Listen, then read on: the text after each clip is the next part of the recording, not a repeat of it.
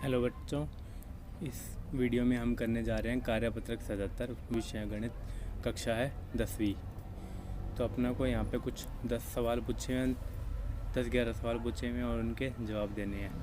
जैसे पहले अपने पुनरावृत्ति पार्ट 1 किया था, वैसे अब ये भाग 2 है इसका वास्तविक संख्याओं का। सही विकल्प का चयन करना है। 2.35 पे 12 है, तो यह एक क्या है, परिमेय संख्या है, क्योंकि ये रिपीट हो रही है।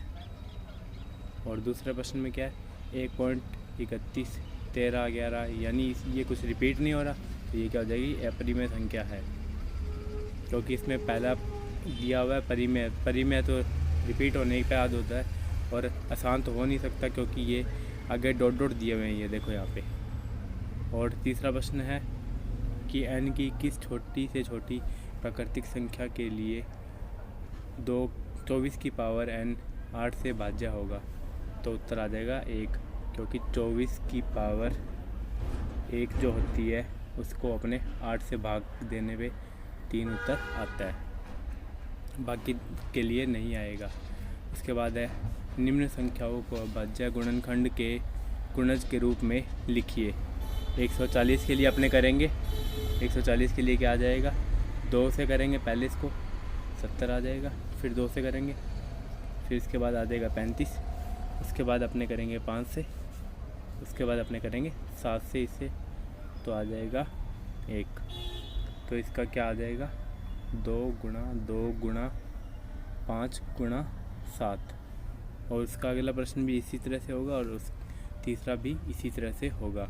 फिर अगला प्रश्न है, दिया है HCF अपनों को दिया हुआ है, एलसीएम अपनों को निकालना है इनका।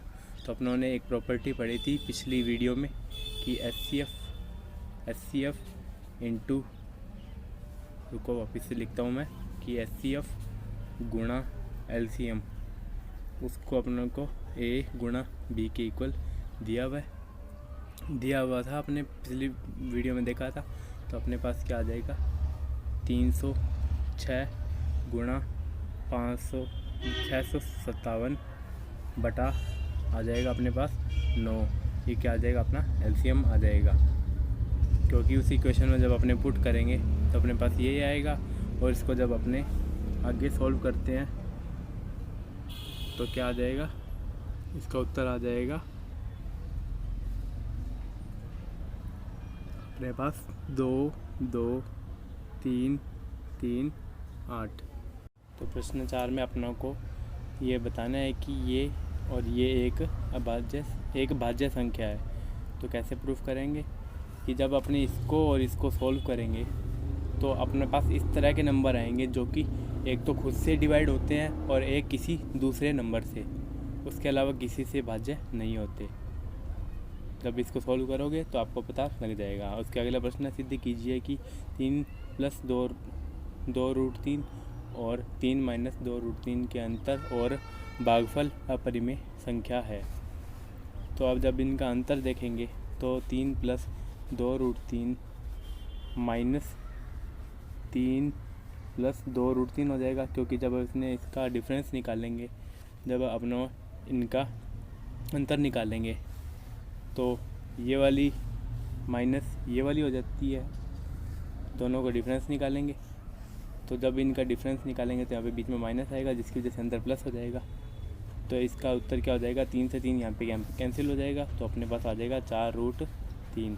और अपनों ने प्रूफ किया हुआ है कि रूट 3 जैसे एक अपरिमेय संख्या होती है, और 4 को अगर अपने रूट 3 से इंटू करेंगे तो अगर अपरिमेय संख्या को किसी परिमेय संख्या से गुणा करा तो क्या आता है, अपरिमेय आता है। तो अपने लिख देंगे 4 रूट 3 एक अपरिमेय संख्या है। और एक बोला है कि इनका भागफल होता है इनका रैशनलाइजेशन। जैसे अपने करते हैं इस प्रश्न को, रैशनलाइजेशन कैसे करते हैं अपने, कि 3 + 2 रूट 3 है ऊपर, और नीचे क्या हो जाएगा, 3 - 2 रूट 3 हो जाएगा। इसका रैशनलाइजेशन करते हैं क्या होता है, ये जो साइन दिया होता है इसका अपोजिट साइन, यानी माइनस दिया है तो प्लस आ जाएगा, 3 + 2 रूट 3, और नीचे भी 3 + 2 रूट 3 आ जाएगा। तो इसको आगे सॉल्व करते हैं। अगला स्टेप हो जाएगा 3 प्लस 2√3 का ऊपर तो हो जाएगा स्क्वायर और नीचे आ जाएगा 3 का स्क्वायर माइनस 2√3 का स्क्वायर हो जाएगा। और जब इससे सॉल्व करेंगे तो क्या आ जाएगा 9 प्लस 12 प्लस 2 गुणा 3 गुणा 2√3 अब बटे में आ जाएगा 9 माइनस 12। जब इसको सॉल्व करेंगे तो 21 प्लस 12√3 डिवाइडेड बाई -3। जब इसे अलग अलग करेंगे तो क्या आ जाएगा -7 माइनस 4√3। इसका अगला प्रश्न है कि अपनों को सिद्ध करना है कि 6 प्लस 2√1 अपरिमेय संख्या है। तो अपनों को पता है √2 क्या है, एक अपरिमेय संख्या है। तो अगर अपरिमेय संख्या में किसी परिमेय संख्या को जोड़ते हैं तो रिजल्ट क्या आता है, अपरिमेय संख्या। तो उसका अगला प्रश्न है दर्शाइए कि प्रत्येक धनात्मक समपूर्णांक 2q तथा प्रत्येक धनात्मक विषम पूर्णांक 2q+1 के रूप का होता है जहाँ q कोई पूर्णांक है। तो इसका उत्तर आपके किताब में दिया होगा, वहाँ से करें, क्योंकि ये जो प्रश्न है इसमें किसी तरह का कोई कॉन्सेप्ट नहीं लगता। आपको एक सीक्वेंस दिया होता है, आपको वो याद रखना पड़ता है और वो प्रूफ एग्ज़ाम में बहुत बार पूछा जाता है, तो ज़रूर करें। और उसका अगला प्रश्न है अपने पास 245 और 1029 को विभाजित करने पर प्रत्येक स्थिति में शेषफल 5 प्राप्त होता है। तो अपना क्या करना है, सबसे बड़ी संख्या ज्ञात करनी है जिसमें 245 और 1029 को विभाजित करने पर प्रत्येक स्थिति में शेषफल 5 प्राप्त होता है। तो इसको करते हैं अपने। तो इसका उत्तर मेरे पास इंग्लिश में ही है कि यहाँ पे जो भागफल है दोनों केस में अपने पास दिया हुआ है 5 है। तो अपने 245 में से भी इसको घटाएंगे और 1029 से भी घटाएंगे तो अपने पास क्या आ जाएगा 240 और 1024 आ जाएगा। तो अपनों को क्या करना है, इन दोनों का HCF फाइंड करना है। किससे, यूक्लिड डिवीज़न लेमा जो आपके बुक में दिया हुआ है उसमें, उसकी हेल्प से अपने इसको करेंगे। तो पहला स्टेप क्या हो जाएगा, 1000 जो बड़ी टर्म है अपने पास उसको अपनों ने लिखना है, उसको क्या लिखना है, अंदर और की ओर लिखना है, और जो छोटी है टर्म उसको क्या करना है, बाहर की ओर लिखना है, फिर डिवाइड करना है। और जो रिमाइंडर आएगा, शेषफल आएगा, वो यहाँ पे 64 है। तो अब अपने इसको आगे सॉल्व करेंगे तो 64 क्या हो जाएगा, रिमाइंडर बाहर हो जाएगा, और जो अपने पास पहले जो अपने पास बाहर था वो क्या हो जाएगा, अंदर चला जाएगा। और इसको डिवाइड करने पे क्या आ जाएगा, अपने पास 48 आ रहा है। जब यहाँ पे 48 जैसे इसमें आया और ऊपर वाले में जैसे 64 आया है, जब यहाँ पे 0 आ जाएगा तो उसके बाद जो अपने पास यहाँ पे टर्म बचेगी तो वो क्या हो जाएगा, अपना HCF हो जाएगा। तो सेकंड स्टेप में भी अपनों ने यहाँ पे लिख दिया कि रिमाइंडर यहाँ पे 0 नहीं आ रहा, तो इसको अंदर वापस से लगाएंगे। आपने क्या किया, रिमाइंडर जो है उसको यहाँ पे बाहर लिखा, रिमाइंडर को अपनों ने यहाँ पे लिखा, और जो अंदर था उसको अपनों ने यहाँ पे बाहर लिख दिया। जिसको सोल्व किया तो अपने लिख देंगे यहाँ पे रिमाइंडर फिर से 16 आ रहा है जो कि 0 नहीं है, तो रिमाइंडर अपने ने यहाँ पे लिख दिया, और जो अपने पास पहले अंदर था उसको अपने ने यहाँ पे लिख दिया। जब वापस से सॉल्व करेंगे हम यहाँ पे देखते हैं कि अपने ने यहाँ पे क्या हुआ, रिमाइंडर अपने पास 0 आ गया। जैसे रिमाइंडर 0 आया तो अपने कह सकते हैं ये जो अपने बाहर है जो अपने पास बचा वो क्या होएगा, अपना HCF होएगा। तो अपने लिख दें यहाँ पे 240 और 1024 का जो HCF है वो आ जाएगा 16। उसके बाद अगला प्रश्न आता है कि 24, 15 और 16 द्वारा विभाजित 6 अंकों की सबसे बड़ी संख्या ज्ञात कीजिए। तो अपने सबसे पहले क्या करेंगे, इन तीनों का LCM फाइंड करेंगे। इन तीनों का LCM क्या आएगा, 360 आ जाएगा। और सबसे बड़ी 6 डिजिट की संख्या है, जो 6 अंकों की सबसे बड़ी संख्या क्या होती है, 9 9 9 9 9 और 9। और जब अपने इसको 360 से विभाजित करेंगे, 360 से, तो अपने पास रिमाइंडर आ जाएगा 279 आ जाएगा। तो जब अपने 999 में से 279 माइनस करेंगे तो अपने पास आ जाएगा 999 उसके 720। तो अपने पास ये आंसर आ जाएगा।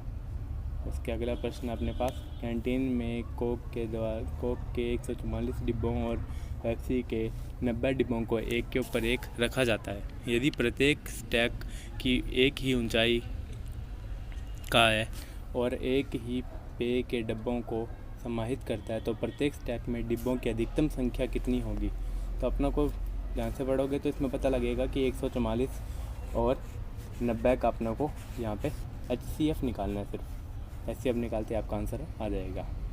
उसके बाद अपनों को पूछा है √3 और √5 के बीच एक परिमेय और अपरिमेय संख्या लिखिए। तो √3 और √5 के बीच में क्या आता है, √4 जो होता है 2, जिसकी वैल्यू होती है 2। यहाँ पे ये क्या हो जाएगा, रैशनल यानी परिमेय हो जाएगा। और अपरिमेय लिखना है तो अपरिमेय √3 की वैल्यू होती है 1.732 और √5 की हो जाती है वैल्यू वो 2.2 होती है। तो इन दोनों के बीच की अगर कोई भी वैल्यू आप लिखोगे तो वो क्या हो जाएगी, एक अपरिमेय संख्या हो जाएगी। लेकिन ध्यान रखना है अपरिमेय संख्या जो होती है उसमें रिपीट नहीं होते। पीछे दो डेसिमल के बाद वाले यानी दशमलव के बाद वाले जो संख्या है वो है रिपीट नहीं होती, यानी वापस से दोहराई नहीं जाती। तो अपने लिख देंगे इसमें 1.8, मैं मान के चल रहा हूँ 1.8 ले लिया, आप कुछ भी लिख सकते हैं आपकी मर्ज़ी से। 8 3 2 5 6 7 3 2 ऐसे चलते चलते आगे डॉट डॉट डॉट। तो ये क्या हो जाएगी, अपरिमेय संख्या। तो सारे यहाँ पे अपने क्वेश्चन कंप्लीट होते हैं। अगर आपको वीडियो समझ आई हो तो इसे लाइक करें, सब्सक्राइब करें, शेयर करें। और फिर भी कोई डाउट रह जाए तो एक मैंने इंग्लिश मीडियम की जो वीडियो अपलोड की है उसे देखें, नहीं तो मुझे कमेंट सेक्शन में ज़रूर पूछें।